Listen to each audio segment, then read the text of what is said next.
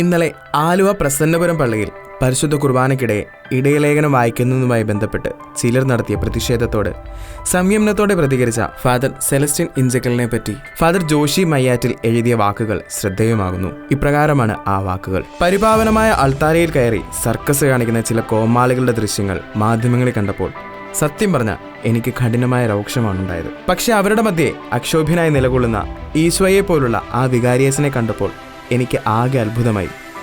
എനിക്കുറപ്പായിരുന്നു എറണാകുളം അങ്കമാലി അതിരൂപതയിലെ ആ വികാരിയച്ചനും ബഹളക്കാരും തമ്മിലുള്ള അന്തർധാര അതിശക്തമാണെന്നത്. പിന്നീട് വാർത്തയിൽ വികാരിയച്ചന്റെ ഇന്റർവ്യൂ കണ്ടുകൊണ്ടിരിക്കുമ്പോഴാണ് ആ പേര് എഴുതി കണ്ടത്, ഫാദർ സെലസ്റ്റിൻ ഇഞ്ചക്കൽ. ഞാൻ സ്തബ്ധനായിപ്പോയി. കാരണം എൻ്റെ ഒരു പഴയകാല സുഹൃത്താണ് അദ്ദേഹം. 1988-90 കാലഘട്ടത്തിൽ ആലുവ കാർമൽഗിരി സെമിനാരിയിൽ തത്വശാസ്ത്ര പഠനകാലത്ത് എൻ്റെ 1 വർഷം സീനിയറായി പഠിച്ചിരുന്നയാളാണ് അദ്ദേഹം. ഇപ്പോൾ മുടിയൊക്കെ നീട്ടി വളർത്തി ഈശോയുടെ ആകൃതിയൊക്കെയായി തീരെ തിരിച്ചറിയാൻ കഴിയുന്നില്ല.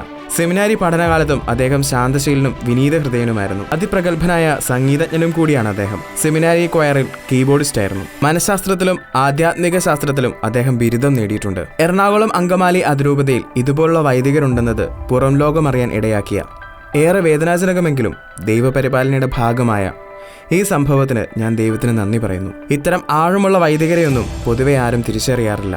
ഹൗൾ ചെയ്യുന്ന മൈക്കുകളാണല്ലോ എവിടെയും ശ്രദ്ധേയമാകുന്നത്. വലിയ പ്രബുദ്ധതയുടെ നിമിഷങ്ങളിലും ഈശോയെപ്പോലെ ഇത്രയ്ക്ക് ശാന്തതയോടും സമചിത്തതയോടും കൂടെ നിലകൊണ്ട സെലസ്റ്റിൻ ഇഞ്ചക്കൽ അച്ഛന് ഹൃദയപൂർവ്വമായ അഭിനന്ദനങ്ങൾ.